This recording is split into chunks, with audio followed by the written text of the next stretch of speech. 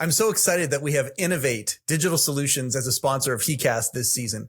Innovate Digital Solutions provides anything that an office might need: hardware, software, IT, copy machines, things like that. They make an office run more smooth, and they're really good at it. But one of the things that I love about Innovate, their founders, Andre and Katia Brasso, they're people that don't just believe it's important to build a strong business, but also to take that success and build the strong community around them. They really have a heart for what HeChangedIt is doing. People they love have gone through some of the stuff that we talk about on this show. Andre and Katia both believe that you can build a life worth living, and there are these evidence-based solutions that can help build that life. We're so excited to be in partnership with Innovate Digital Solutions, and HeChangedIt is better for it, and we hope you will be too. Go to Innovate.ca and check them out. Welcome to heCast, the official podcast of HeChangedIt. As always, I am Mike Chisholm. As always, I am happy to be here and talk about the world of men's mental wellness in the quest of watching HeChangedIt grow and become this worldwide phenomenon that changes this world in a good way, starting with men. More to come on that. If you haven't downloaded the HeChangedIt app yet, jump onto HeChangedIt.com. The links for whichever device that you have the app sitting there. They're free. You can also check out the mission as to what HeChangedIt is trying to do. Now, heCast, we have interesting conversations with men or people around men or folks who have a story to tell. It's not always just men that we have. We have women on the show too. But we talk about the world of mental wellness, mental fitness, whatever you want to call it, pertaining to men with that sort of a slant. I love when we have folks on the show who do something very similar. So today's guest is also a podcast host, also has a men's mental wellness platform. Is it the same as HeChangedIt? No, but boy, is it ever a good potential to collaborate. Even in the show, we talk about how there should be 20, 30, 40 of these types of companies or ventures out there because the need is so vast. And when we find somebody that we can talk to where they understand the need the way that we understand the need, boy, is that ever a cool synergy. Zak Hussain, he is the host of the Canadian podcast and also the author and founder of MenTELL.ca, MENTELL.ca. MenTELL. See what he did there? Pretty clever. Very much so. Zak is an awesome guy. And as you can imagine, he and I are able to, we talk about how iron sharpens iron. We're able to sharpen each other very much through this episode. We are really excited to have this. Whenever two podcast hosts get together, it's not like the UFC, two will enter, one will leave. No, it's two will enter and both will leave in better shape than they were. That's what happened this episode. Please enjoy heCast, the official podcast of HeChangedIt, with our very special guest, Zak Hussain.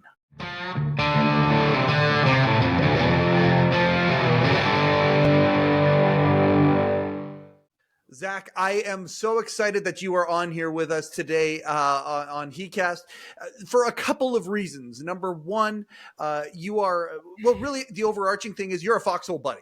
Okay, so you're a podcast host, but not just a podcast host. You're also somebody who is in the men's mental wellness space, and that is like, I know when we started this endeavor, like when Candy and her team started building HeChangedIt, from concept, it's about 5 years ago, and it's been a lonely journey for her. And every time you find a foxhole buddy, somebody who already sees what we're seeing and the need, the dramatic need to help in this space and whatnot, it's always fun. You're kind of both. You're the podcast guy and you're in the men's mental wellness space. I'm so excited to have you on here to instead of get you, asking other people questions, it's great to have you on the guest seat. And we can find out a little bit more about you. How long have you been hosting a podcast, and what have you learned from doing it so far? Wow. Well, thank you, Mike, for having me. It's a privilege. It's great to be here. And to answer your question, it started January 2021. Previous to that, I had dabbled here and there, trying to learn, as you know, down the foxhole, trial and error. This works, this won't work. Yeah, I don't know what I'm doing. And what I've learned is through interviewing folks from all realms of life, male, female, artists, entrepreneurs, we're all the same at the end. You know, when you peel back the mask, the layers, um, we can put someone on a pedestal, but we realize we also have those same struggles as them and vice versa. And we're no different. You know, some people are just better at covering it up. But when you're on this podcast and you unveil who you truly are, I think Yeah. there's a beauty in that, and it helps not only others but myself through the healing journey. I got sober in November 2020. Yeah. So yeah, November 2020, I got sober. November 25th, 2020, I got sober, and I said, "Wow, my social life is gone. Everything's out the drain. Now what am I going to do? We're in a pandemic. I'm home." And yeah, you know, I had lost my mom in 2019. She had just turned 55, brain Oh, it's cancer. so young. Oh Yeah. my So gosh. it kind of takes you on a spiral, you know, and Mhm. the consumption of alcohol started rising. I thought I was never going to be that guy, but I started showing up at the pub every day or Mhm. brewery every day, and it started becoming, instead of 8 p.m., it started becoming 7, 6, 5. And for me, you know, I couldn't drink like others, I realized. Blackout, or more or less, you'd say or do things you didn't want or mean. And you always had to apologize. So I was sick and tired of being sick and tired. Hmm. And I had to call myself out on my own BS. Yeah. Yeah. And I don't recommend a lot of it to people, but I was really hard on myself. And I said, okay, I need to change. I need to better myself. And then through talking to other people, going back to the podcast, Mhm.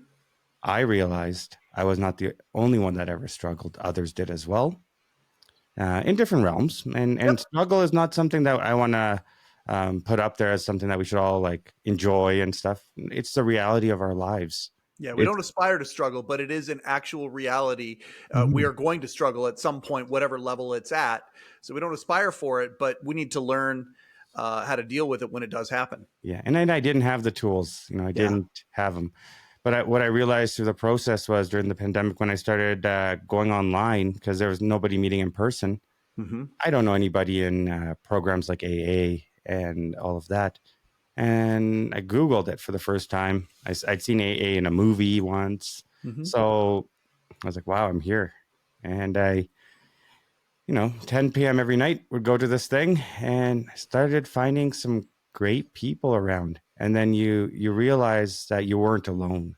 And you also realize at that same time that um, how grateful you are because of these folks Hmm. to to have a sounding board, to listen, to hear. Because we were always, I always say this as like, you know, there's pros and cons to the pandemic. And when you look back pre-pandemic for myself, I was in a rat race of life. Like just Yep. go, go, go, go, go of what? Till when are we going to stop? You know, you go work, then you go out for a drink, or you go work, go for dinners and drinks. Like, what the heck? There's got to be more to life. Friends of mine can drink, which I love, and they do it in a healthy manner.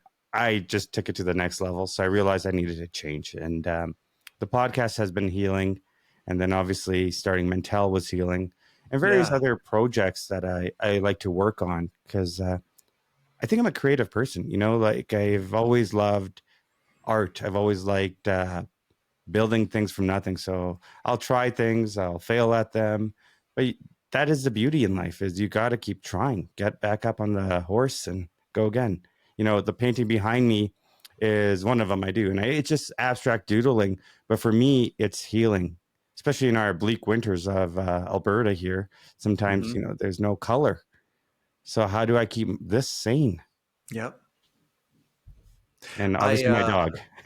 listening to the Canadian podcast, I think in this exchange here, I've heard you talk more than I've heard you do an entire run because you're such a good listener and you're so good at listening to your guests and don't get me wrong, you talk about creativity and the reason I started with what did you learn?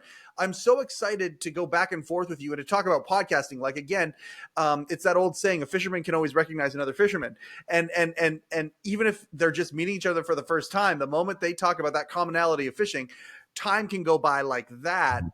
I know personally I host 2 podcasts, and both of them that I've hosted, I have learned, again, it's the greatest thing in the world to be in the front seat and to learn all of these things from all of these amazing people.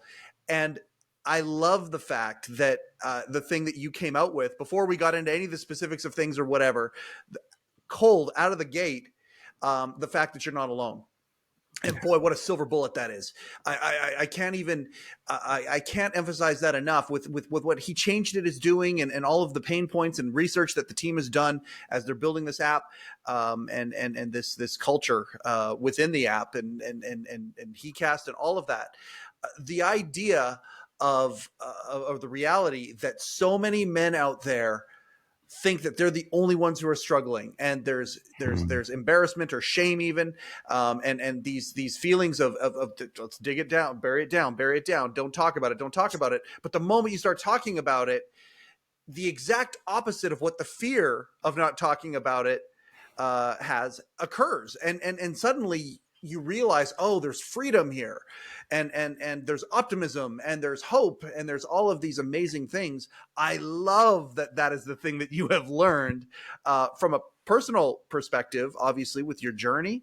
That is super, super cool. And I was going to ask, I was actually, one of my next questions is, I want to talk about MenTELL, and I want to talk about the Canadian podcast. The question was, which came first, and how did they feed into each other, and what are they? So let's talk about whichever order you want, MenTELL.ca or the Canadian podcast. Up to you. Sure. So the Canadian podcast came first. Like I said, January 2021, launched it, and just started talking to Canadians from coast to coast, and learning about their story, the ups, the downs, the lefts, the rights, and what makes it enjoyable to be here in Canada, to be a human, to prosper in whatever realm that is. Yep. Health, wealth, you name it. Because at the end of the day, it's all of that combined. Yeah, in terms of MenTELL, I had an idea in 2021 around May, but I didn't do anything with it till last June. So Yep. June 23 was Men's Mental Health Month. Yep. And, during that time, I talked to a couple friends of mine, and I said, well, I have this name, and, I've been wanting to do something, but I've been afraid. I'm afraid because I don't know if I'm healed enough. I don't know if I'm ready. But the power through friendship and through people online that you start building a trust with, they said, so what if you fall? And what are you gonna fail about? We're here. Yeah. So a buddy of mine, Sean Taylor, incredible human being, and he's done a lot for myself personally and many other men. Seb Lavoie. Oh, Seb's so great. He's such an amazing He's human so being. great. Yeah. I love Seb.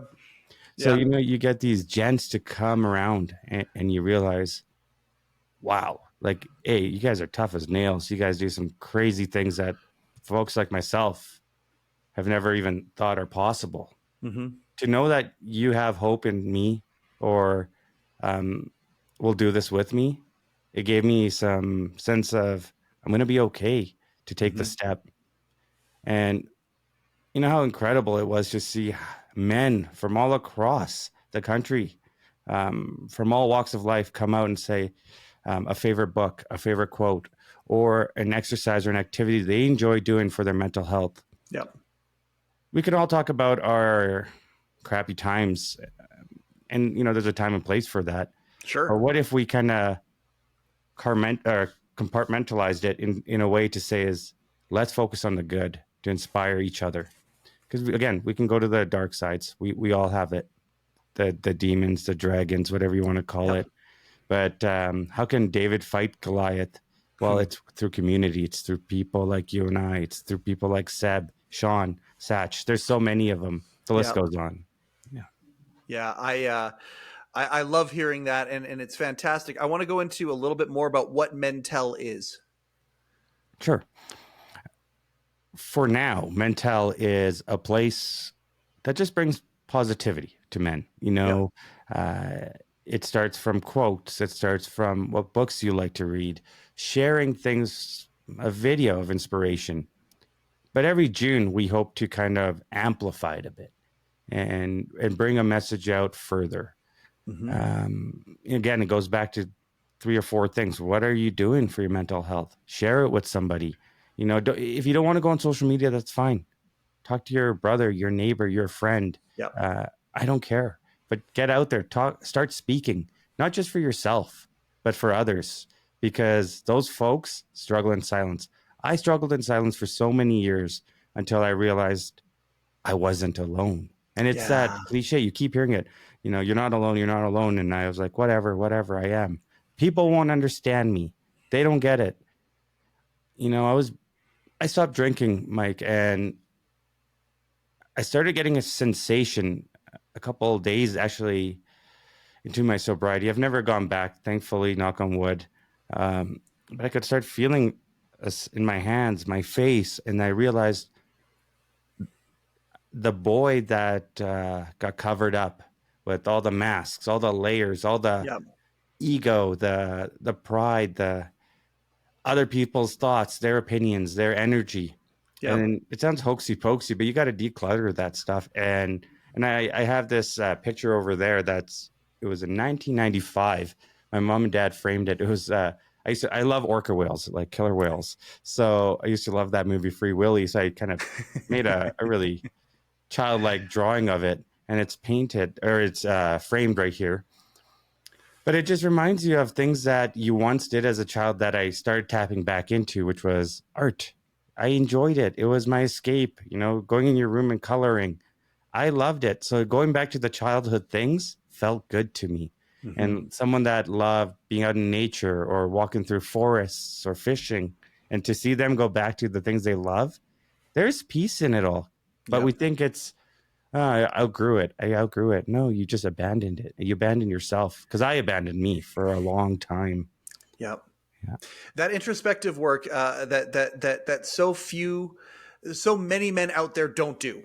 I don't want to say so few men do it, but because I think there is an awakening that's happening right now, and I think that awakening is partially because of projects like what you're doing, what my wife and her team are doing with HeChangedIt, that kind of a thing. That awakening is happening, and that Mm-hmm. introspection leads to such rich enrichment of life. And I mean, gosh, we can go down that path. I know with HeChangedIt, one of the things that the goals of the app is that men can come in and they can take something that they need and leave something that they know. And the leaving whatever it is that they Mm-hmm. know is going to be something that another guy comes in and takes for themselves that they need. And that's like, boy, does iron sharpen iron. Oh, When yeah. that concept starts to roll, it becomes this amazing snowball. Like you said, compartmentalized positivity. It becomes my life motto is don't focus on the problem, focus on the solution. And if we can compartmentalize the problem, accept it, know it, understand it, but leave it in that compartment and then move immediately to the solution, holy smokes, does that ever change the Mm-hmm. entire mindset on life itself? Absolutely. It's an amazing way to go. And what I have found also is, again, with the research that they have done, and one of the things is there are so many guys out there that are just living their lives on autopilot. Oh, yeah. They're not connected. They're living a connect the dots life. Okay, I need to go and get a decent education. I need to get a decent job. I need to get a decent relationship and have some decent kids and buy a decent house and do these things and know why. It's just that's what you do, and you leave behind the things you talked about. Creativity earlier. I totally agree with you. I think Mm-hmm. podcast hosts are creatives. The art of conversation. You got a beautiful painting behind you. There's photography. There's all sorts of different things, but conversation is in itself an art. Absolutely. And You know, and go ahead. no, I was just going to say is, having the app, it's remarkable. I love that it's so accessible to me, because oftentimes if I'm waiting somewhere, I enjoy reading, Yep. and like I love the snippets, the bite-sized content. So one of them is like, why am I so damn tired all the time? Yeah. 12 possible causes. And again, it goes down to it. Sleep is important. We undervalue it. I used to well, let's say this in quotations, thrive on 4 hours of sleep. Yeah, And it was almost glorified where I know what you're talking about. Yeah, people sleep is thought, the wow, enemy. yeah, Yeah. exactly. You can Yep. function. You're so great, Zach. You can Yep. power through this. Well, am I, or am I lacking in other places of my life because of it? I stopped loving myself, Mike, for so long. Yeah. And when you go through to some dark places, you start self-sabotaging, you destroy um, everything that was meant for you, everything that was hopeful for you was gone. And I didn't care about life. I didn't care about consequences. I didn't care. And when you Hmm. start loving yourself again, and again, it goes back to hurt people, hurt people. Yep. I didn't realize I was hurt. Again, ego covers it up really well. But when you start taking off those masks, start facing certain things that are holding you back in life, I think Hmm. things start connecting better. You know, it starts becoming true to you. You start forming into the person you're supposed to be. We Hmm. can go down a path that's not permanent. Go back on the other side of the road, and that road is unique to each one of us. Oh, I love that. Yeah. Yes, and also the other thing, and it's very clear that you have learned this. I mean, I think about the aspirations, of what we're trying to build here, and the grind of it, and how it's like it is a grind. Startup life is a grind. Oh, You're I know building that. something, but you think about when you were a kid. To take it back to your other thing, going back to that introspection. What is it that makes me me? What are some things that light my fire? You think back to kids who build Lego. And is it the fact that we'll use a modern example, somebody's building the Millennium Falcon, Mhm. right? Is it the love of the Millennium Falcon that's completed, or is it the journey where the joy is? And so many times we want to fast forward to the outcome, but really the journey itself. Like, I mean, my wife and I have written one book together. We want to write another one, and the title is already Grateful in the Grind. If you can find ways to be grateful while the grind is happening, and I'm not saying that the grind is easy. When you're building you're building a platform, we're building a platform. Mhm. There's struggle that comes with that. There's cost. There's how is this going to, how do we take it to the next level? I'm not enough here because I don't know this. Who can I get that can complement that? All of these things that come along with it. But boy, if you look for it, there is a lot of joy in the grind, a lot of things to be grateful for. And I feel like you have been introduced to that concept as well through this process. Yeah, I think entrepreneurship is it's tough as nails, and Yeah. I often I think I'm an entrepreneur, a lifelong entrepreneur. Many fails. Are they Yep. failures? Are they failures? Or are they stepping stones? You But got what to did you look learn? at them in Yeah. different ways. Yep. But in the process is there's a beauty in it. You refine things. You get better. You get sharper. Uh, you find people that actually want to do things with you rather than just take from you. So you learn these different things. Marketing. I love marketing. I love media. I love technology. Hmm. So it's so cool to see it all come together at the end. But the end is not always a place where I stop because end is boring for me. I Yep. want to say is now what else can we do? Whether it's this project or is it another project? And What's I the think next that's the journey? beauty. What's the next journey? Yeah. And that's fun. That's purpose. When I feel, and it could be certain days where I feel I don't have the purpose. I don't feel, what am I doing all this for? Yep. It's exhausting. It's not as fun, or Hmm. it's draining my energy. Why? You got to go back to the purpose. You got to go find the cause, the root of the reasoning. And I think for me, the more I dive into it, it's still a journey on its own to figure out that part, the why. But Yep. during the process, I think I've realized it goes down to a simple thing that people helped me. People were kind to me when I wasn't kind to myself. Hmm. So as human beings, as people being human, we have a duty, I believe, to pass it on, the knowledge, the baton, whatever you want to call it, to the next generation, to today, to the man that's struggling, and oftentimes that person can be you in the mirror. So be the person that you need. Yeah. Sometimes you got to pass the baton to yourself. Yeah, this has come up a couple of times in the recent episodes, but I think it's worth. It's come up organically. It's worth repeating. I mean, you think about to the guy or gal who's listening to this right now. I mean, it's a men centered podcast, obviously, because there are so many guys that have a hard time treating themselves with kindness. Like you just said, you think about this kindness and passing the baton, passing it on. So many times, even if our tank is empty, and by the way, that is a life hack. If your tank is empty and you go and help somebody, your tank fills up a little bit. That is a life hack. But there are so many people, though, if they've got a friend going through something, they immediately want to help. They want to give kindness. They want to give empathy. They want to give solution. They want to give skill, help, whatever that is, right? But yet, when we're feeling that way, what do we want to do for ourselves? Well, we dogpile on ourselves. We treat ourselves crappy. Like, what if we treat it like just this one presupposition? What if we treated ourselves the way that we treat others when they are in peril? Holy smokes, is that a game changer? But for some reason, it's been hardwired into so many of us to not be kind to ourselves or not view what we're going through with the same kindness that we would view it with others.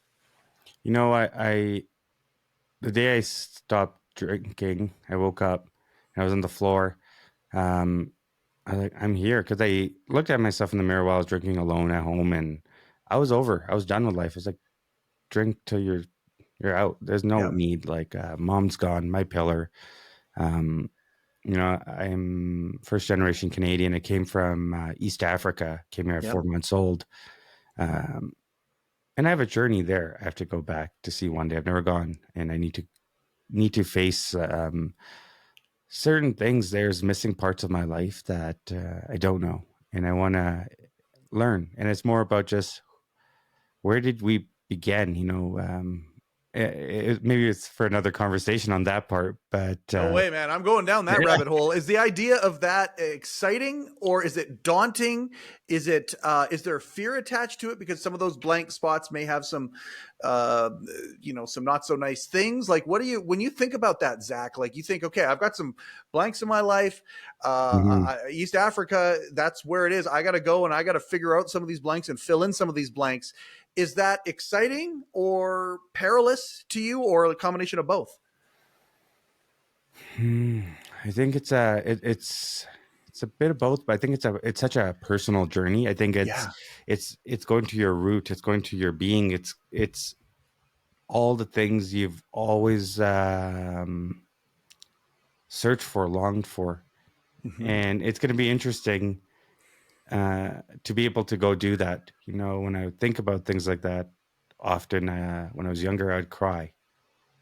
Now, out of fear, belonging, understanding. Okay. Now I'm in the place of trying to figure out, who am I? But I wouldn't have been able to even think about that if I continued down the paths I was on. Yeah. You were on the path of destruction. Because of all the this that didn't make sense to me, didn't get, but I'll just cover it up, just continue life, and we'll go on. When you become better, you attract better, and it's so obvious. I am here with you today, Mike. We again have similarities. Yeah. The app, similarities, interests of mine.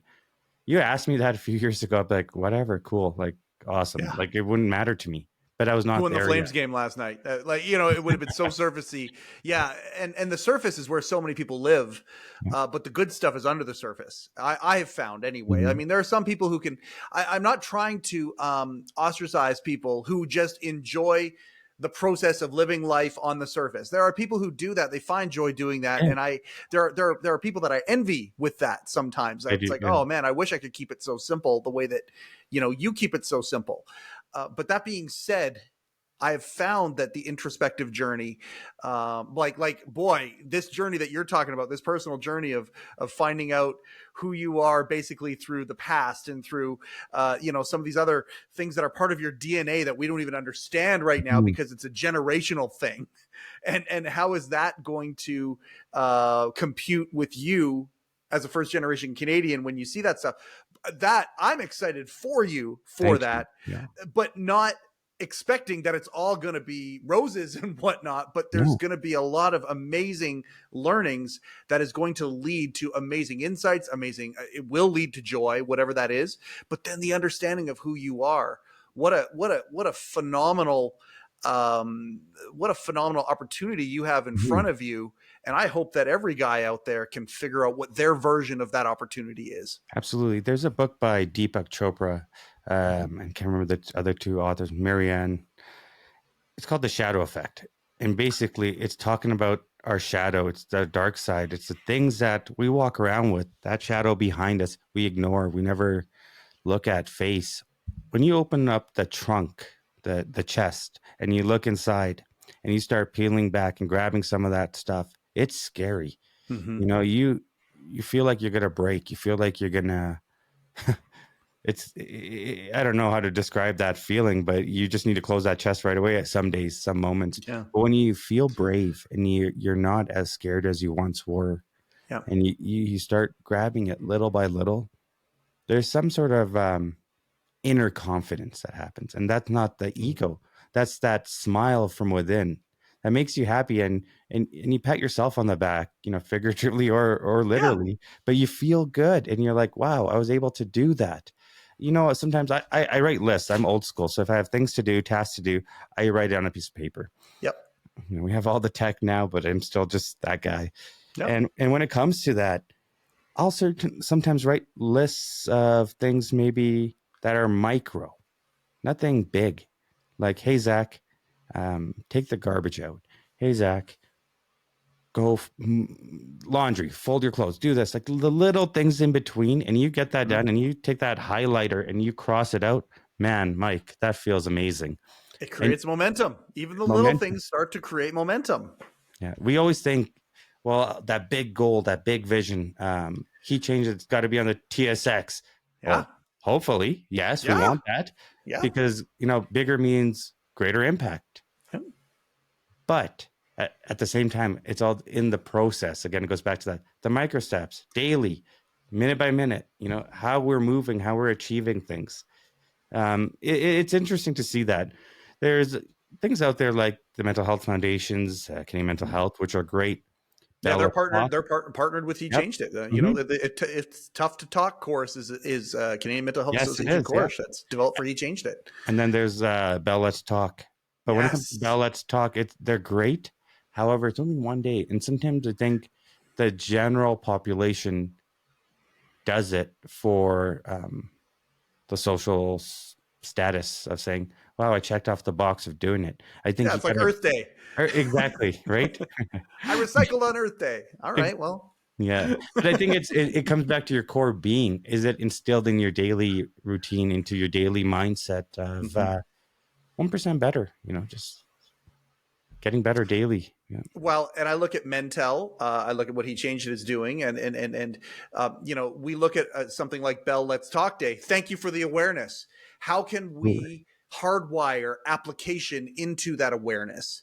And if we can figure out ways to hardwire daily application that goes beyond it, the Mm-hmm. awareness is amazing because the awareness is going to lead to, you know, application-based solutions for our daily lives, Mm-hmm. habits. What's the habitual things that can come out of that awareness of that one day, and it's folks like you, folks like my wife and her team that are trying to literally change the world. That's the aspiration. Is that the aspiration for MenTELL? Like, how, if you know, time, money, no object, blue sky, how big is MenTELL and what does it look like? Oh, you know, we would hope to make it more around the media, the content based Yep. element. I think to have people with shows or people with conversations constantly on there. So it's not just the month, but it's also goes to every day. You got things going on, excitement. But I think it takes our tribe of growing men that are coming out and saying, you know what, I wasn't okay, or I'm not okay, but this is what I'm doing. And then another guy comes on, and it's that domino effect of like it goes back to that iron sharpens iron. Mm-hmm. But you know, when it comes to like measurement based outcomes or measurement based care, whatever someone wants to call it, Sure. I think the app that you guys have created here, your wife's created with her team, is remarkable because you can now, how am I feeling? The mood. And then it's like, why am I feeling this way? Sure, Apple's got their health logs and all that to see, you know, stats, measurements, but it's Yep. not the same. You got to dive deeper. You know, you can stay on the surface, which is great for some people because you got to Sure. start somewhere. But Mhm. if you're looking to go further, I think this app is going to do great things for people. Well, that's the goal, and I mean, I've seen the roadmap of all. Like right now, the app is essentially a beta version. Like, I mean, Mhm. we've built this out of our house with people with a couple of people who have the same, in their pit of their stomach, core desire to want to change the world. And I mean, like, we haven't even had investment yet. Like, it's literally Bootstrap. at the place where it's bootstrapped. And what it is now, I get people all the time saying exactly what you just told me, Zach. And I mean, I've seen the roadmap of what, once a little bit of money comes in, what the development's going to be, Oh what yeah. it's going to, like, holy smokes, do they have plans for this thing? But it's funny, it's like little drops of water in the desert, because the need is so great. There's so many of us out there, and we don't even realize that some of that nourishment, that thirst quenching nourishment, is just a conversation. It's just a comparing notes of, here's what I'm going through, here's what I've learned, and then the reciprocal to somebody else. And oh my gosh, it's like a fire that spreads. And we believe that's what's going to happen. We believe there's going to be, 15, 20, 30 other businesses or applications or social impact causes, whatever you want to call them, that do the same thing, because the need is so great. Mhm. The World Health Organization calls men's mental wellness one of the biggest silent crisis that exists, and the domino effect, like you talked about, is extreme. There's the hard stats about suicide. Okay, that's obviously awful. We want to do something about that. But you think about the lives of quiet desperation that are being lived by so many men. The ones that don't go to that extreme, but violence at home, maybe, or damaged relationships, or cancers and heart attacks and strokes, or whatever, all of these things that come from this. And so what if we were to solve this? Mhm. If we were to solve this, what is the domino effect there? What are some of the things that can be solved because you solve this? And to me, it's endless.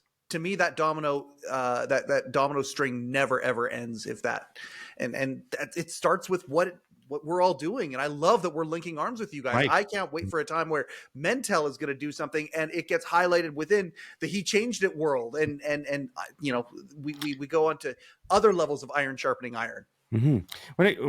I can't agree more with you. I'm sure there's going to be so many ways that we're going to work together.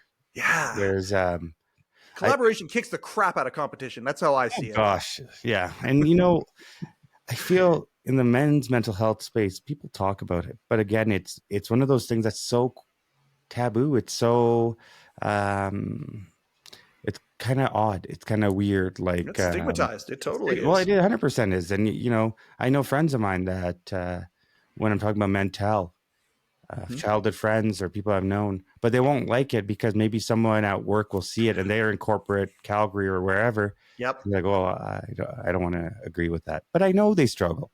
I know they struggle, Yep. Anxiety or whatever it is that they're facing. Um, it's just a thing that we got to get over. Why do you think this is though? Why do you think there's this silent support? And if there's another day of some sorts to celebrate, everyone's on it. But when it comes to men's mental health, there's not much. There's not Nope. even support in the media at times, I find. Mm-hmm. Now the podcast host is coming out of you. I love it. I love that very, very much. For me, what I have learned throughout this process, when talking to men who have a story to tell, like you said it yourself, hurt people hurt people. Like we've heard that phrase so many times. I've even heard it. I'm a big Arrested Development fan. They use that as a bit in one of the episodes, and they almost celebrate it, and they talk about it. It's a hilarious, Oh, yeah. hilarious I joke. love Buster and I love Oh God. Tobias. Oh man. Oh, Tobias is yeah, absolutely. And we could do an entire podcast on Arrested Development. But there's an episode Yeah. where they're saying they're almost chanting hurt people hurt people. Like it's we've heard this. It's in our vernacular. Mhm. But until you actually experience it for yourself, um, it doesn't have a deeper meaning. So you're talking about these people, like, so the why, to go back to the question, you're talking about this person that you know is hurting. Yeah. You know it, but they don't know it yet. No. And maybe they do, but they just don't even know what to do with it. They haven't done any introspective work. They haven't been proactive in any way about it. They're still being reactive. They're still in a spiral, whatever that is. And I think that the moment you shine a little bit of light, and they have an aha moment. Like my dad dealt with anger issues, and he's been on this show and he's talked about it and whatnot. It was until you could have said anything to him and it wouldn't have mattered until he had that aha moment. And the moment that the aha moment happens, everything starts to change. And the change is ridiculously simple. Not necessarily easy, but it's ridiculously simple compared to the thought of the change. Yeah. But that's the X factor. How can that aha moment happen? And I think what you're doing, I think what we're doing, and other people that are out there doing, a guy like Seb, we're creating doorways that are wide open for people to walk through and have that aha moment. Mm-hmm. And it's contagious. The moment you have one, you want to help other people have it. So that's my, armchair answer to that question of why. I love how you brought up the word aha, because that's been a book title that I've been working through, because it's something that just makes sense to me, because it's like, aha, when it clicks, and it's such a beautiful moment for us, isn't it? Yeah. When you feel it. It's the greatest. There's no money could spend on an item that would replace that feeling. It's just it's outside of the realm of materialism or pleasure or whatever. There's this self-worth thing that shows up, and it's clicks and it's harmony. It's like in music. If you're a music fan and you hear the most beautiful harmony from whatever band or act that you like, it's the same thing, even though it's not harmony itself, like harmony is harmony, but it's an internal one. That's the only way I can use with my stupid puny human brain to describe that feeling. It's a moment. It's a moment of clarity. I've got to ask you, I knew the time was going to go fast. We're already 38 minutes into this thing. I knew it was going to go fast with you today.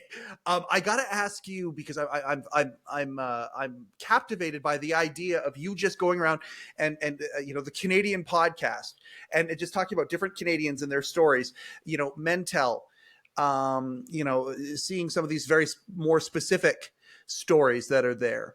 I'm super curious, Zach, if you have any commonalities, like things that you see that are reoccurring, themes, certain solves, whatever that might be. Are there certain things that you see that are reoccurring, and it's like, okay, clearly, because I'm seeing this in all these different directions, this is something that's important. It's something that's a commonality that we may not talk about as much.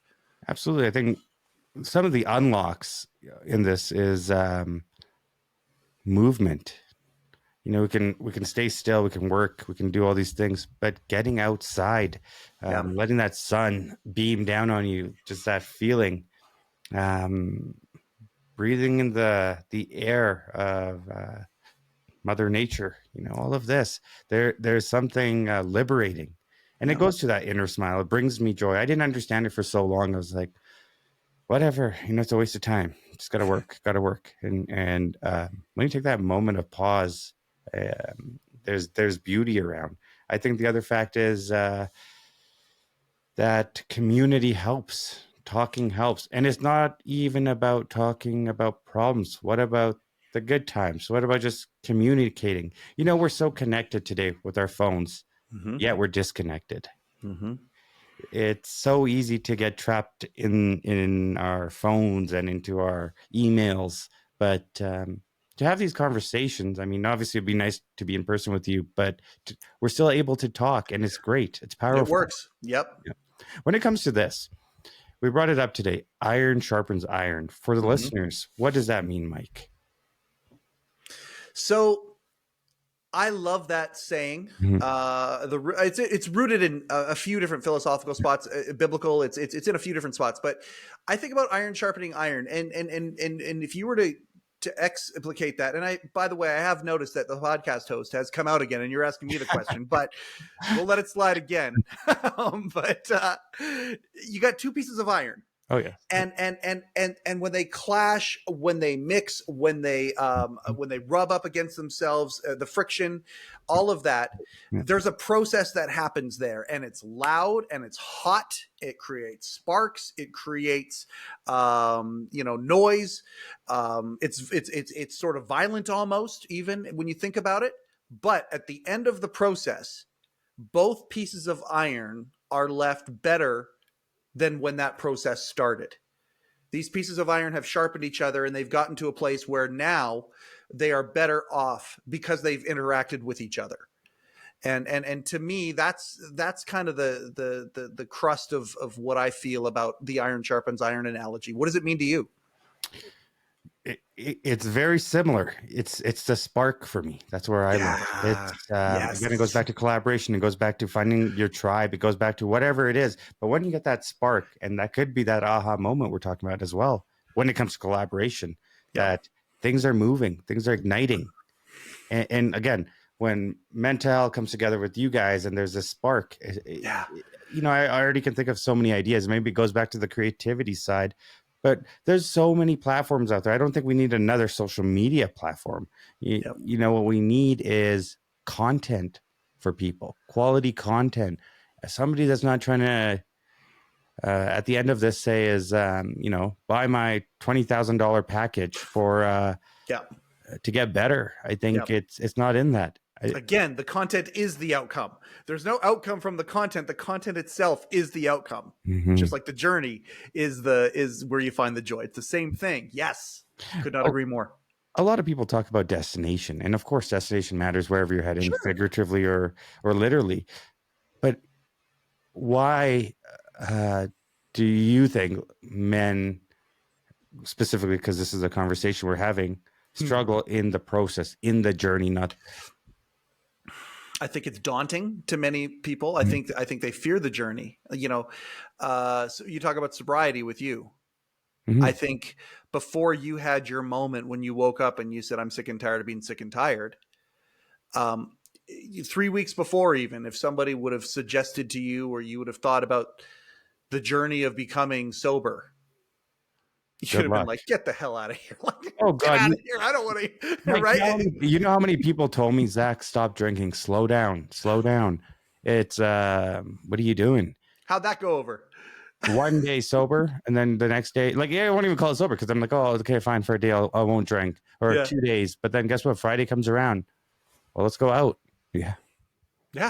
The fear of the idea of it's so daunting at that point. It's like literally trying to push antimatter up a hill. Like it's so out of the realm of possibility, right? Yeah. And I think that there's a lot of people out there, men specifically, who know what they would like for their destination to be, whatever it is, whether it's a better relationship, whether it's a better standard of living, whether it's living life with purpose, whether it's some of these things they know that, whether it's better physical health, again, just like hurt people hear people. Everybody knows getting outside, getting some exercise and whatnot. We all know that. We've all heard it. We all know what the right thing to do is. But until we have some sort of moment that sparks that change, or the decision for that change, the journey becomes easy then at that point. Like it becomes so easy, but it seems like it's the most daunting thing in the world. So to answer the question, to me, I think that's, from what I've learned, and the people I've talked to, it seems to be the fear of the process to get to whatever it is, or the intimidation of the process, seems to be one of the major holdbacks for people. When we get hurt, we'll put a cast on, we'll put a Band-Aid on, and people are empathetic towards it. They're saying, "Oh man, are you okay? You're on crutches. You good? Do you need anything?" But when guys specifically say, "Well, I'm just not feeling good today. There's something wrong in me. There's a dark cloud. I need to go in my room. I need to be under my sheets and just be. I don't. Any sound, any light might bring something out of me that I don't want. Leave me alone," or all these things. And we look at this, or society looks at this, as a way of weakness at times. Not our society, not our tribe, because we get it. we look at that and say, that doesn't make sense. I'm okay to talk about my feelings. I maybe struggle with certain things, abandonment in many ways, or weird moments. I'm figuring out now, why was I doing certain things? Why was I drowning myself in certain habits that weren't good for me? Mm-hmm. But I think as our society looks down upon this and says, well, come on, toughen it out. You're going to be okay. You're going to get better. Come on. Yeah. You're not Man that up. hurt. Yeah, man up. Or really, it's not that bad. Come on. Yeah. Probably just having a little bit of a moment. What a wuss. Come on. But Yeah. it's so the opposite, because that stuff, whether it's today, 5 years, 10 years from now, it's going to eat you alive, and it's going to hit you maybe at 70 where you're going to say, holy smokes, I never dealt with anything. Mm-hmm.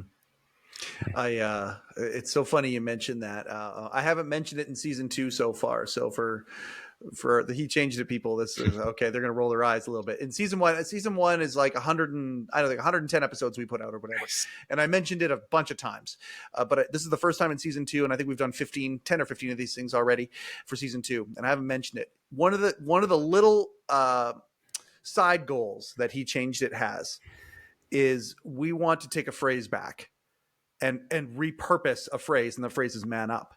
So the idea of the old school locker room analogy, the what you just did society analogy of man up is just bury it down and keep going. Stand up and tough it out, right? Mm-hmm. What we want to change man up, and we want to change man up to becoming it's not your fault, but take responsibility for what you're going through. Okay, you've got the sheet over your head and you want to be in the dark all day. First off, it's okay to not be okay. That's manning up, knowing that. Second off, you've been here before. Has there been anything that's helped? Okay, those little micro things that you can do to create momentum. What are some things you can do to help? What are some things that you can do to solve it?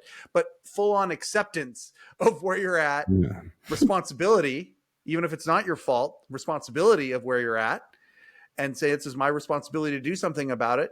And then whatever it is, small, big, do something about it. Yeah. That's what manning up is going to be. And we want to change the worldwide definition of that phrase in the life cycle of He Changed It. And it's through conversations like this that do that. That is what manning up is. Somebody who takes responsibility for the situation that they're in and goes to find solution, goes to make things better. That is manning up to me. I don't know about you. No, you benefit yourself. You benefit your family, your friends, your society, your community. Yes. Like it trickles. And you know what? We as humans better our world, whatever that is, within our proximity. We better it. But like you said earlier, it's you can look at when a man turns off his own lights, and you often hear the thing is like, oh, what could I have done? I wish we had talked to him more. I wish we had done this. Mm-hmm. I think things like MenTELL, things like He Changed It app, things like some of the projects and things that are going on right now are on the right step to tackle these things in a proactive manner. So we become better instead of saying, oh, I wish I could have done something. Yes. Of course, there is the odd cases of you can't, but why not try? Why just sit back? Why, watch it all happen from the guidelines? We might make an impact. We might not. But it goes back to that thing. If we can change one person's life, that's impact. That's where it starts. That's where that domino effect comes down, that trickle effect. Yeah. So why not start there? I think it's also one of those things, when somebody, I've seen this in a few different applications in life. I know that there's a name for it. Again, I'm too silly. I'm not smart enough to remember what the name of this process is. But when you read a book and you have an aha moment, mm-hmm. one of the immediate things that comes from that aha moment is that you want to start telling others about it, and you speak with it whenever you have part of it's the reticular activation system, part of it's that, but there's another part of it as well, where you just get so excited about it. And what you just said, I got a friend who they just lost their mom, and things weren't good when and they knew it. And they knew that, there was some substances involved and whatnot. And there are boundaries that had to be created because of it. And I get it. Like there's no, um, no judgment whatsoever. But now they don't have the chance to make things right. And they tried. They did try. But over the last few days, in talking to them, they have expressed regret on how they haven't tried. They didn't try hard enough, like flat out did not try. Yes, there were these little olive branches and things.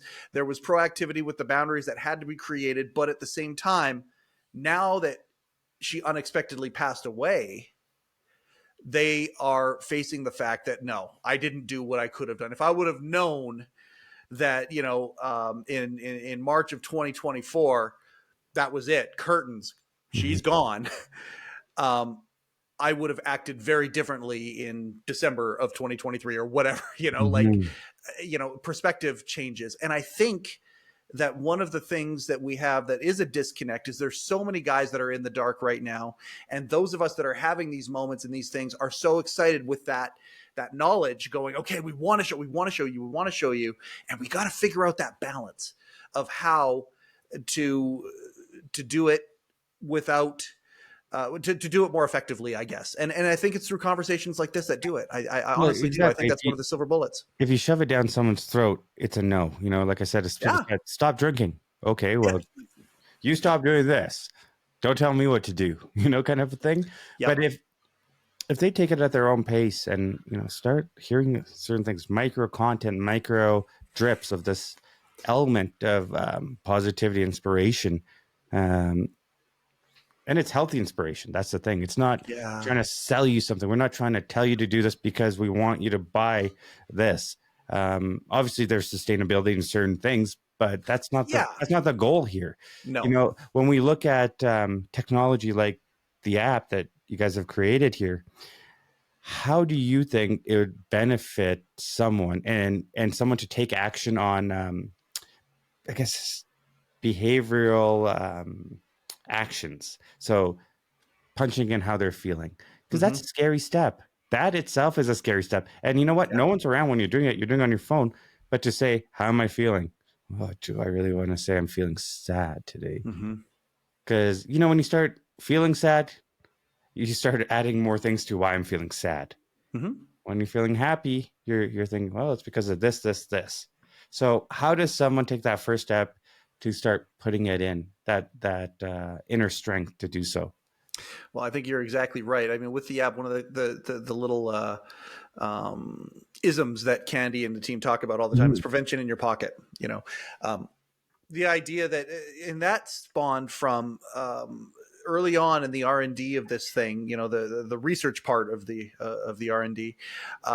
There was a conversation with one of Canada's top ranking military officials about how many suicides there are from folks who have served and seen stuff. And one of the comments was, and it was mostly men. And one of the comments was, and every single one of them had a phone in their pocket when they did it.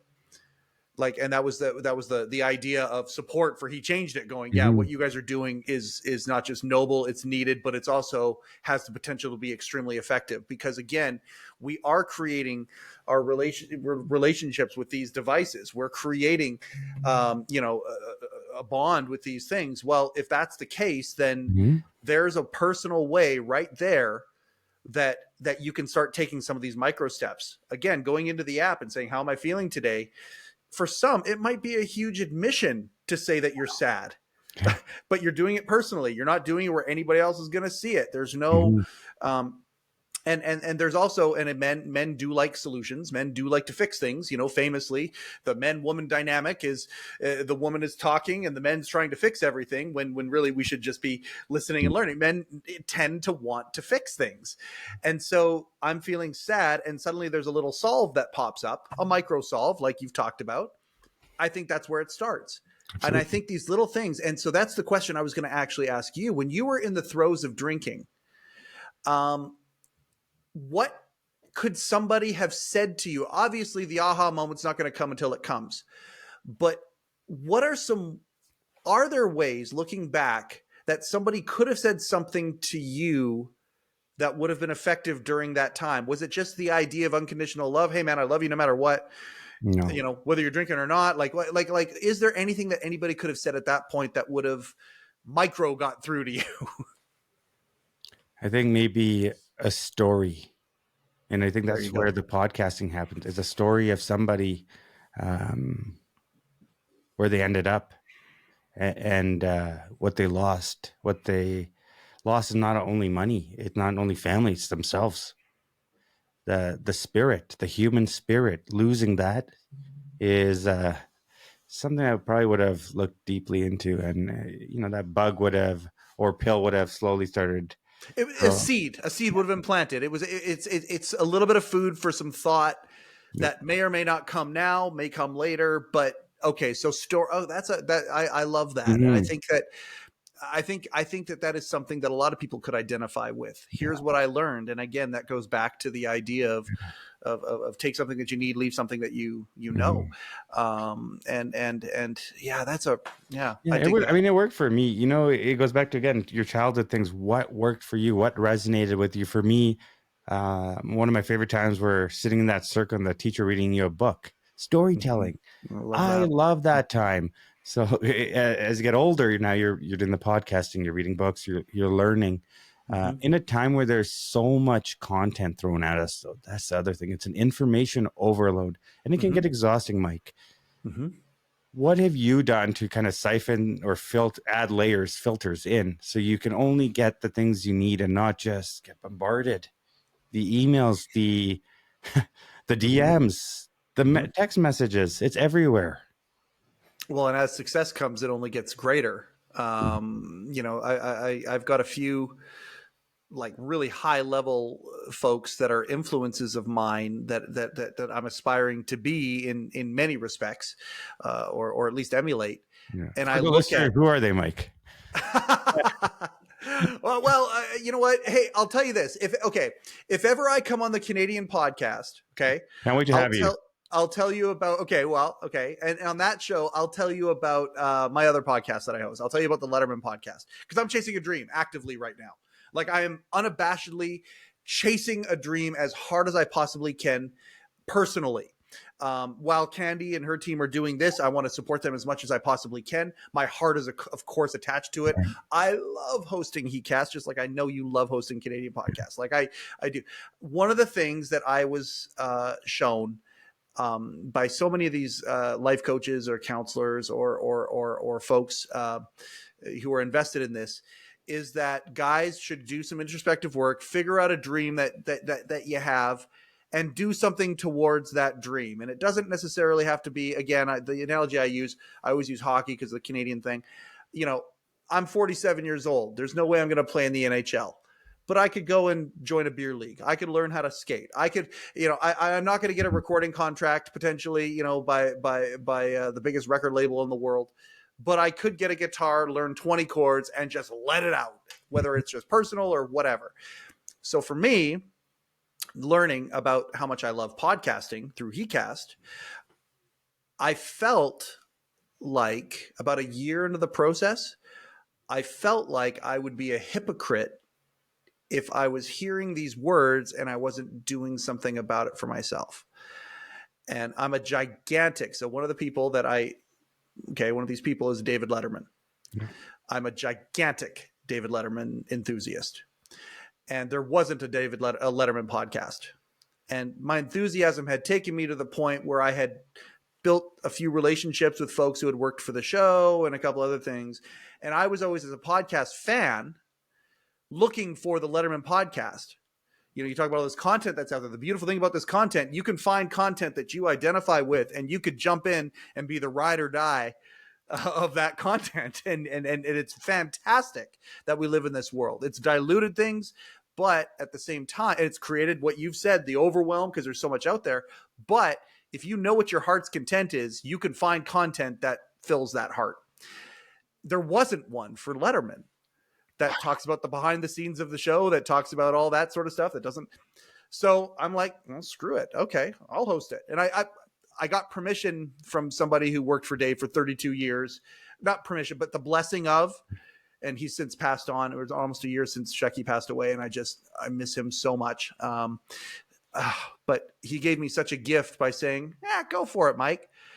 That's awesome. No outcome whatsoever. And I started the Letterman podcast, and it has led to it has led to so many dream come true moments where I've had so many moments where if you would tell 21-year-old Mike, who loved Letterman and all that, hey, Mike, you're going to do this. You're going to talk to this person. This person's going to be your friend. This person is going to reach out to you when you have like going through. Wow. If you would have told me all of these things that have happened in the last 18 months were going to happen to me, 21-year-old Mike would have said, you're absolutely ridiculous. There's no way that's going to happen. I would rather those things happen than for me to win the lottery. That's incredible. 21-year-old Mike wouldn't have believed that. And it was simply taking the advice of things that I've learned on heCast. I literally only started the Letterman podcast because I would be a hypocrite if I didn't, hearing all of these things. What was it about Letterman versus Leno or Conan? What was it about Letterman? Well, Conan, I love Conan too, but Conan is all okay. So this is where we could go deep. Like you know, Zach, you don't understand how deep I go on this. But to keep it high level, how do I answer that question? Okay, so what is it about Letterman? Johnny Carson, as far as I'm concerned, you know, and people who I'm 47, I can remember a time where Johnny Carson was the biggest star in the world. There was nobody bigger in show business, powerful, like just Johnny Carson was the man. It doesn't, millennials don't understand, like people don't understand that. I don't even know if there's a comparable today. Taylor Swift is probably somebody who you could maybe go down the path of comparing, but she's just a singer. So I mean, gigantic. He just gigantic. I loved him with Don Rickles and Sinatra. And, I just had that era. I just had Al Chez, who's the trumpet player for Letterman, who did the theme. Like what we spent 10 minutes talking about when he would play the fanfare for Don Rickles to come out on the show. Like, yes. So yes, I could not agree more. But he was old show business. He was my dad's guy. Letterman comes along and he is completely different. Deconstructs. He's a baby boomer, but he's speaking to the Gen X audience. So he is irreverent. He's a little cynical. He makes fun of everything. Like showbiz is a pretense. It's a whatever. And he just spoke to me. And plus, whip smart funny, the greatest rapier wit I've ever heard in a human being. And I was a little kid. And then they would also this element of acting silly. I was a 9-year-old when I saw Letterman for the first time and realized I see these adults acting silly. I'm like, wait, adults can act like this? And, you know, puts on the Velcro suit and jumps on, like, what? Like, okay, dropping things off a building, just to watch them get destroyed. Okay, I'm in. And so then you go into to Leno. Leno doesn't get the Tonight Show. I'm very happy that happened because Dave became who he became because he didn't get the Tonight Show. That's a lesson in life, by the way. Sometimes when we don't get our heart's desire, Letterman wanted that show more than anything. He gave up his entire life to pursue the dream of having the Tonight Show. The best thing that could have happened to him professionally was that he did not get the Tonight Show. There's a lesson in that. The same thing as The Rock. Absolutely. You know, he played for the Calgary Stampeders, for people that don't know, on the CFL. The Rock, Dwayne Johnson. And then he got sent back home. You know, his NFL dreams died. Something along those lines. Had $7 in his pocket. Dad and mom helped him get back or whatever. And now his production company is called $7 Production because of that moment. He said, the greatest thing that never happened was that I didn't get in the NFL. You know, look at what he's become. I have roots in the professional wrestling world as well. I have a professional wrestling promotion, and so I met The Rock. I've got a picture with a big shit-eating grin on my face, with my arm around The Rock's mom, and I'm wearing a Black Adam shirt. It's one of my favorite pictures. And in wrestling, there are a lot of stories like that, where they didn't get exactly what they wanted, but because they didn't, it led to something so much bigger and better. And Man Hart, you know, the screw job. Yeah, absolutely. You look at, I mean, there's so many examples of it. Steve Austin getting fired from WCW is a big one. You know, they could have put the, he had the U.S. title. They could have put the belt on him. Oh yeah. But he never would have become what he became if he wouldn't have gotten fired, right? Like he never would have become that in that company. He never would have discovered his greatness, his inner greatness, if he didn't get fired, go down into the depths of introspection, having to figure out who I am. and then allowing it to. And by the And way, he shines in his realm now, doesn't he? Like 316 oh, Stone Cold Steve. he's the biggest wrestler. Yeah. Okay, The Rock now is the biggest star on the planet. But if you're going to go just to pro wrestling numbers, butts in seats, merchandise sold, all of that stuff, I believe there's an argument that says Stone Cold Steve Austin is number one all time, just in that world. And it came from adversity. The whole character that he built came from adversity, and so, yeah, I could go deep on that as well. So Letterman is just that guy that, he just does it for me. And I love the doc series right now he's got on Netflix. It's remarkable. Oh, my next guest is fantastic. I love it. So good. I'm just actually in talks right now with an online platform, where the Letterman podcast is going to do, every time a new episode comes out, we're going to have somebody on the show and kind of deconstruct it together. One of his new shows on Netflix. So yeah, I mean, so I could go very deep when it comes to Letterman. We got to get Letterman on the show. We'll see. It's funny because I've had a bunch of his executive producers and some of the people that are very, very close. I've had some of his best friends on the Letterman podcast.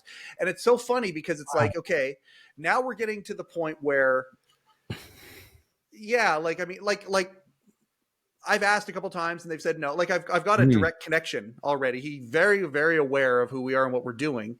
But there's a part of me that's like, it'd be charming if he never came on, because I'm making the show. The show is about the people who made the show, and people who starred on the show or came on the show as guests, performed on the show, that kind of a thing. Don't get me wrong. I would have him on in a second, but I've also known that, not having him on there's a charm in that as well. There is. That being said, my inkling is that our paths will certainly cross in some way, shape, or form. They always say, try and avoid meeting your hero in certain things, because you will be disappointed. Because we put this thing on, right, where we imagine that person is a certain way, whether that's in just life, celebrities, whatever. But we're so different. What I show on social media is a sliver of who I really am. So when someone says, I know you, Mike, I know you, Zach, do they know you? Good luck. I'm still trying to figure out me. So if you know me, let me know, because I'm still trying to find that unlock here. So I found a life hack for that early on. So one of the things with me, I'm a manifester. Like I just am. That picture with me and Rogan behind me. I got a picture with me interviewing Mick Foley right here. Oh my God. A picture of me and Letterman here. That all happened. All those pictures happened. They're just set dressings or whatever, but they all just happened organically through life. And I've manifested things my whole life that people don't. They're like, how does this happen? And it's, if you dream it, you can make it happen. And I didn't know any of that, though. I never was able to deconstruct it. I was just like, okay, we're going to see 9 Inch Nails. And of course I'm going to meet Trent Reznor. Like I just knew it. And it would happen. And it happened when it was, you know what? I'm not even gonna say which band it is. I learned what you just said early on in life. I learned it when I was 17 years old. And I met somebody at that time who would be considered, my musical hero of the time. And I was disappointed by it. And it was like, that didn't go the way I thought it was going to go. And then somebody who was older and wiser than me said the exact piece of advice that you just said: don't ever meet your heroes. And then he said, but screw that. That's what people say. And he was in the music business. He owned a CD shop in downtown Vancouver. And so he had a lot of bands, especially bands on their way up, that would come through his shop. And he goes, that's not it. He goes, that's a flawed statement. Go meet your heroes. Go meet everybody you want to meet. Just have zero expectation when you do it. And that's the key. If you go in there not thinking, go meet them all. Like, are you kidding me? Of course I want to meet them all as they come through. But don't have any expectation whatsoever. And that way, if you have a negative experience, it's not negative at all. It's a funny story. Exactly. It's like, I love these guys, and when I met him and he was this and that and this and that. Like, okay, so the band where I was disappointed in, the lead singer, who I knew was married and all that, hit on a friend and was trying to, like, it shattered my impression of that person, because I had created the narrative, like you talked about there. I created a narrative and I know you. Well, no, of course I don't. You're exactly right. And seeing him behave that way, I'm like, okay, well, screw you guys. And I didn't even want to be a fan of their music anymore. Like, I was so disheartened by it. And that's when I flipped the switch And now if that were to happen, it's like, remember when so-and-so hit on so-and-so? Like it would be It totally doesn't matter. One ear reframed. out the other. It doesn't matter. It's fluid. Completely Be water, reframed. like Bruce Lee says. Just move. Don't Yes. just be, this is the way I'm going to be. Just move through it. Yeah. Absolutely. If Letterman, if Dave, because Dave probably could come and tell me to knock it off and have an army of lawyers. I mean, the guy's worth, almost $1 billion. He could probably, if he wanted to, make my life really, really difficult, even though I'm not, he could stop me. And if he did, I wouldn't have any ill will towards him because I've got zero expectation towards him. Thank God that hasn't happened. And he likes, Yeah. I've been told you're doing some great things. I've been told there's nothing bad here. You're paying homage to not just him. It's the people behind the scenes. It's how you make things great. And I think that's amazing. We can talk to the guys that built the, like Ford Mustang back in the day, whoever's left. But it's a classic art piece. It goes down in history as one of the, next to the Camaros and the Corvettes of back in that era, the 60s. Mm-hmm. Yeah. I've talked to John DeLorean's daughter, Catherine DeLorean's a friend of mine, and John's no longer with us, but I've talked to her about him and she's got all of his diaries and all these amazing things. I have no judgment to anything John may or may not have done or whatever. No. It's the appreciation of what it is that he did that I appreciate. Yeah. And let's talk about that. Let's not focus on some of the others. Let's focus on the good stuff. And it's so easy today, right? Like to say that instead of saying, wow, look, John did that. I mean, us talking about John DeLorean today is remarkable. They made a Netflix movie on him. That's remarkable. You know what? I think in this day and age, especially because it's so easy, people will hide behind Twitter and put these fake accounts together and tear people apart. Yep. Why not look at the positivity? And if you can't, I actually will just block you. I don't really care anymore. Like, I'm not here to engage because what is it? Again, it goes back to hurt people. Negativity is loud, but I believe, with your right crew, you can just stay positive. And if you're not interested in being positive, then just do your own thing. Just stay away from me, And totally. I think you would agree with that, right? Just find people. 100%. You have gotten me to talk a lot more than I normally talk in these episodes. I love it. Yeah. Again, it's that podcast thing. And I appreciate that about you. I want to be honoring of everybody's time. We're already over an hour here. MenTELL. I think you and I, especially at the end of this podcast here, where we're just shooting the bull back and forth and doing this stuff, that's where the good stuff is. And I think we talked about it and then we just kind of did it organically. None of this was pre-interviewed at all. This is just how it is. The Canadian Podcast, that's the place. You're on the YouTube and the podcast platforms, just like we are, right? Absolutely, yeah. And okay, so is it just Canadian? Is it the Canadian or just Canadian Podcast? I'm trying to remember. It's at Canadian Podcast or CanadianPodcast.ca. You can see a place where there's episodes. There's a part of just blogs for mindset. So self-development stuff. People check it out. Give us a follow and subscribe to both channels here. Yeah. Like, share, subscribe, all that beautiful stuff. And then MenTELL.ca, MENTELL.ca. Yes. Yeah. Zach, I'm debating to change it though, to go MenTELL.health. What do you think? Oh man, I see both. I certainly, if it were me, you keep the .ca address and all that stuff, and you just have it moved to MenTELL.health or whatever. But I mean, there's something very compelling about that idea. Yeah, I mean, well, it's funny. When you add the .health, it adds a connotation to it. If it's just MenTELL.ca or MenTELL.com or MenTELL.uk, if it's just any the address, MenTELL to me has a statement attached to it. And I like that. When you go MenTELL.health, now it's becoming, it changes the statement a little bit, and it might be a little less, it might be a little bit more like guys who are out there going, oh yeah, I don't need therapy, or something like that. You know what I'm saying? Yes. Like it might be MenTELL.ca is very clean to me. Yeah. We have a new website coming out, so stay tuned for that. Yeah, there we go. Cool. Zach, I cannot thank you enough. I cannot wait to link arms with you in person, because I feel like we're going to. I feel like now that our trajectories kind of know about each other, I think there's going to be some cool collaboration in the future. I love it. I can't wait till you come back on the show. I'm presupposing you will come back on the show because I know you will. And I just want to say congratulations on the journey that you've been on.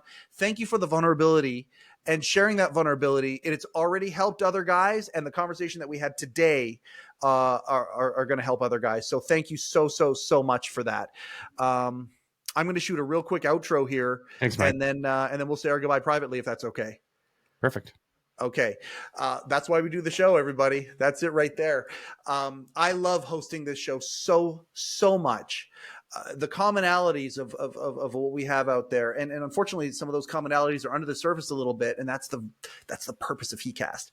That's the purpose of heCast, is to go under the surface a little bit, find some of those commonalities, share them with everybody else, and allow people to have some of these aha moments like Zach and I talked about today. If you haven't downloaded the HeChangedIt app, what the heck are you waiting for? Go to HeChangedIt.com and take a look at the mission of what it is that we're doing. Obviously, the links to the app, whatever your technological persuasion is, whether it's the Apple or the Androids, you can go grab it right there. It's free right now. Come watch the ride of HeChangedIt as we go from where we are now to where we aspire to be. This has been another episode of heCast, the official podcast of HeChangedIt.